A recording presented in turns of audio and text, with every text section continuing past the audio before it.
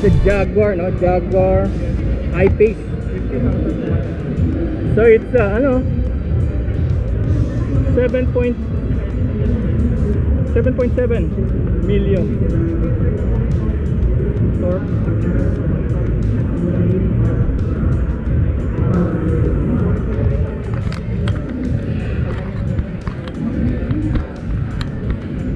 So ito talaga parang standard car na. Ma'am, ano to, hybrid? Hybrid po. Sa media po ako. Full electric na po tayo, sir. Ang Jaguar I-Pace is full electric vehicle na po siya. Gaano kalayo, ma'am? Ang average range po niyan 407 kilometer. Oh my goodness! Opo. Ang layo! Yes po, ang inverter capacity po niyan is 11 kilowatt and ang battery capacity is 90 kilowatt hour po. 90 kilowatt kagaya ng iba, no? Buong floor po. Actually, isa lang po, mayroong ganong taas na capacity ng 90. yes. Dito sa Pilipinas so far. This is the highest end. So ang buong floor niya, ang buong floor is battery. Yes. So this waterproof kung sakaling. Of course, sir. Kasi may lumabas sa Amerika, yung pinaka-naunang nagganito is binabaha na sisira. I heard that, sir. Yung parang tawag dito, pinapasukan ng tubig. Oo, pinasukan ng tubig. Sir, right? The batteries are very safe. Hi, hello. Hello. I'm a vlogger. Oh, you are? Yeah. Okay, great. Yeah. Nice to meet you. What's your social media name? This is Pinoy Adventure Rider. All about mobility and this one, Pinoy Adventure Rider. You can picture it, Pinoy Adventure Rider. Yeah, so we can I ran out of sticker. Sorry. Okay, no problem. Because I was here last Sunday. There was an event here. So this is our CEO, Mr. Peter Rizon, Yeah. CEO of the Solarius EV charging station. Oh, these are looking like ordinary cars, modern cars. Yeah, pretty modern car. Yeah, looks like a prototype actually. You would not notice it if it's in the road. You will just know that there's no sound. Very silent. Yeah. Very quiet. What amazing design, huh? It's a Jaguar. Yeah, it's beautiful. But 7.7 million. I think it's a luxury car. Yeah, it is. Of course. Yeah. But it moves like a sports car. Yes, it does. Wow. 400 horsepower. Yeah. Oh my God. Yeah. It's like a sports car. Yes. Fast and the Furious. With Yes. suspension, so we can raise and lower it. That's why it's 7.7 million because of that. Because it's a sports car. It's an SUV. It's a sports car. It's also like a C-Class Mercedes sedan. But there's no sound. How about the run, run? No, nothing like that. So when you put in dynamic mode, that gives a synthesized sound to the speakers. Yeah. That's good. I'm about to suggest that. You put the speaker so it will sound like a big engine. It's very Do you nice. have the key? Do you have It's the key? very nice. No. I guess they get. So this is available now? Yes, I've got one actually. I bought one. Yeah. So they can buy it now? yes, Here? yes. Oh. It's been on sale for the last 2 years already. How many cars have been sold? I don't know. Oh, you don't have no. Because we're running the charging network. We're all about the charging network yeah. around the Philippines. We're just using this as our demo car for the chargers.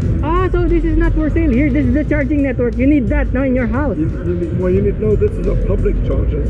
So we have them at hotels all around the country. So How many locations, sir? About the we're gonna charger. do 180 in the next 12 months. So we started with this many. So this is Solarius charging EV solution. charging and the CEO. That's right. Yeah. How much is that? Well, it's free. So when you It's get free. But when you get to the destination and you want to charge, we will charge the driver 35 pesos per kilowatt hour to the app. To the card. To the app. Oh, amazing, huh? Amazing. That's a good one. So the app is a prepaid system. You can top it up with GCASH or Pay My App. Wow. So 150. How many do you plan for the entire country? By 2025, more than 500 sites. Nice business model, nice business. Because this is the future. That's right. There's no way around it. This is the future. So that way you can drive a car like this anywhere in the country without having to stop for a DC rapid charge. Just wait till you get to the destination and then you can plug into one of our chargers. While you're sleeping at night, you get a charge for that. I've been moving around and I found out that the cars have 100 kilometer minimum, 100 kilometer. This one is 450 kilometers. Yeah, so it means you don't need so much of that because the range is long now. Unlike before, it's only 30 kilometers. Now it's 100, it's a 200, 300. So with this one, you can go to San Juan, La Union. Takes you about 6 hours to get there. Yeah. And then when you reach, you can just plug into one of our chargers. have a dinner, go to sleep, wake up the next morning fully charged, ready to go again. I'm just wondering about the battery disposal. How about if the world becomes EV, and where do they dispose the batteries? So the batteries of electric vehicles have a second life. After they've been used for, say, 10 years in Yeah. an electric vehicle, we can take the cells out and put them into residential storage. Yeah, and the lesser requirements like the lamps and something, the telecom, we can use that because this is high torque. Right. But if you put it on a smaller Stationary storage. yeah, device. I used to do that. I go to the surplus shops, get the batteries and use it for other devices. Thank you, sir. So that's the Solarius. We can check it out. So, yeah. Because this is your business. I can show you the charging station. Yeah. So, ito yung charging station natin, sir. Ah. Very friendly siya na gamitin. And very safe. Nakikita mo basta siya. Yeah. Pero very safe siyang gamitin. No. Aha! Waterproof. Yes, very safe po. The power's on? Not yet. No, not Ah, yet. not yet. So, the power will not be running in the cords until you start the session of charging, sir. So, kung may phone ka, pwede natin i-try. Phone? Phone. Pwede mong i-try, sir, para po makita mo kung Ah, gaano siya ka-friendly. yung scan. Opo, scan mo po yung phone niya para po makumpleto po yung journey mo dito sa Solarius book. Oo, Solarius. Teka. Opo. Would you like to Try? try our charging station? Just bring out your phone. Charge niya yung phone mo. Scan the QR code. And since this is a test box, imagining this is your Jaguar. So, scan the QR code first. Sige. Let's go. There you go. Yeah, babawasan na yung GCASH mo. It will direct, no? It will direct to you on our app. No, hindi po. Ah, hindi ba? Papagamit mo na yun kasi test box yung gagamitin na. Ano lang, joke only. This is the price. Ah, this Makikita is niyo, the sir, price. 30 pesos per charging fee, per charging session, and 35 pesos per kilowatt hour. If you're happy, How many kilowatts do you need? it depends on your car, sir. Ah, So, if you're happy with the price, you can go ahead by tapping the next button. There you go. And then ready to plug the car. I mean the charger to the car. So, okay na yun. Okay? so libre to ma'am, hindi mo pwedeng bilhin.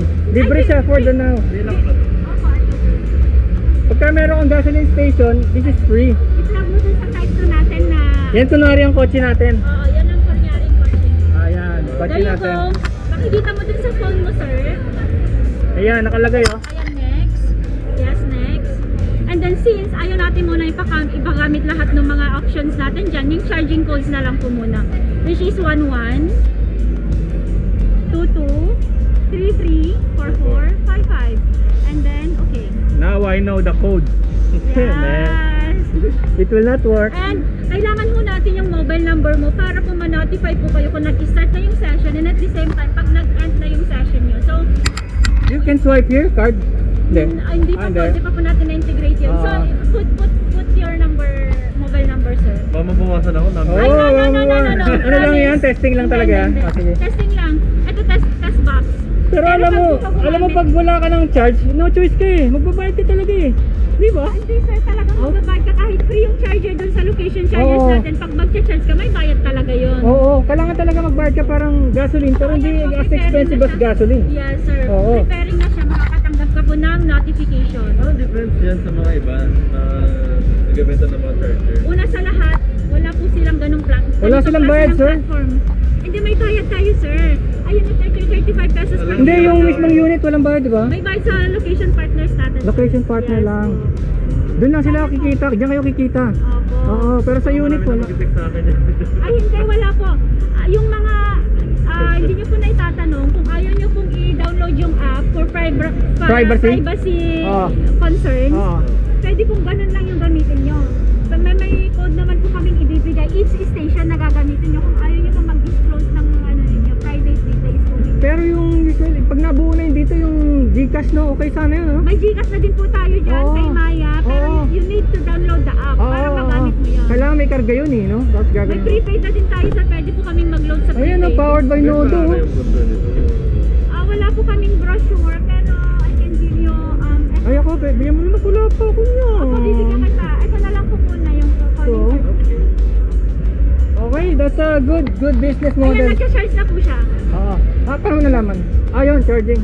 At saka nagbiblink na po siya. May Kailan siya, pag naghatigil na, yun na yung tapos na. Ha? i-ano mo nga sir, stop mo ito, stop charging mo nga sir dun sa phone mo para makita ni sir. Stop charging. There you go. So mapapansin mo din yung light, magbublo na yan. So it's not, pagka tinigil niya, it's not 30 pesos. It's lesser. Hindi naman. Per kilowatt. Pag hindi pa umabot ng yeah. isang kilowatt, of course. Ayan o, charging. Walang hindi mo kung magagamit. Of course, hindi pag mo walang magagamit. data, paano kung Yes. nasa remote? Lubat ka na. Tapos Di palagay ko the card will work. The card will work. Ayun din. Iniisip din natin isang solution yun. This is Nodo. This is a program from the Yes, motorcycle. Meron kami nito, Powered yung mga by Nodo. Yes. Yung Bluetooth and everything. Tapos makikita mo yung engine mo. Sila yung ano po ng platform natin, sir. Kaya Nodo. po may mga ganito tayong transactions Oo. ngayon. Sa payment po natin, powered by Nodo lahat. Oo, Nodo. Yes. SYM yata yan eh. Kimco. Taiwan. Kimco, Taiwan. Yeah. That's nice. Very safe. Naka-charge po siya. Pwede natin tanggalin. Yes! Another 400! Ayan, Safe. pwede maglaba. Baka pwedeng hawakan mo, sir. Kasi Ayoko. Katatapos Wala, mag-charge. tapos na yan. Katatapos mag-charge. Baka malay mo, may ano siya. No.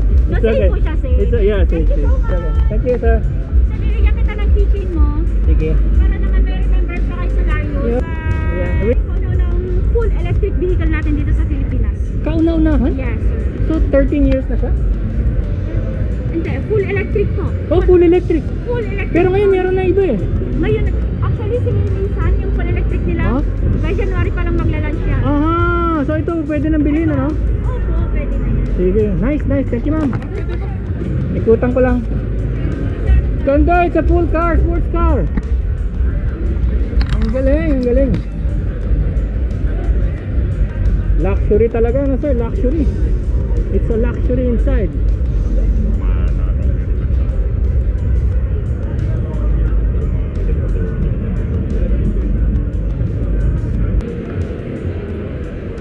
So I think that's it. Gusto kong lumabas para makita natin naman yung makita naman natin yung Baywalk tuloy, seaside. So it's Christmas here, Christmas theme. Ganda. Wow. Christmas tree.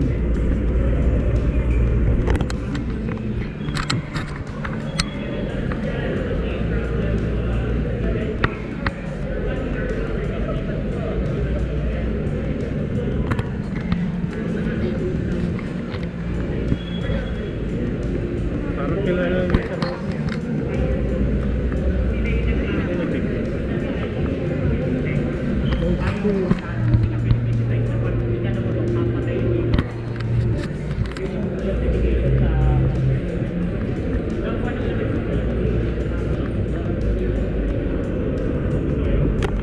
So that's it, no? Itong electric vehicles na to, this is supposed to be the future na para makaiwas tayo sa fossil fuels, which is the gasoline, coal, crude oil.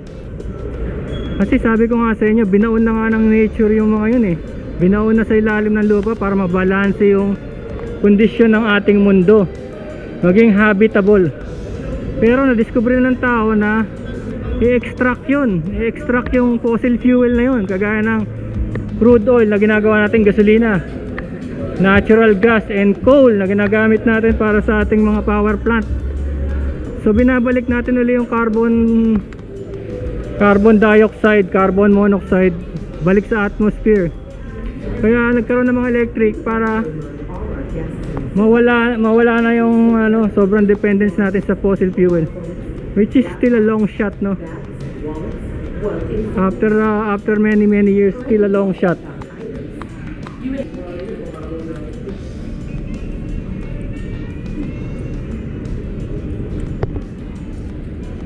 So isa rin kasi sa advocacy ng Pinoy Adventure Rider is to fight climate change. Kaya nagko-cover tayo ng mga electric vehicles and bicycle events, kasi yun ang mga tinitignan nating solution. Pero actually hindi pa tayo, yung tao mismo hindi pa handa para sa ganun eh.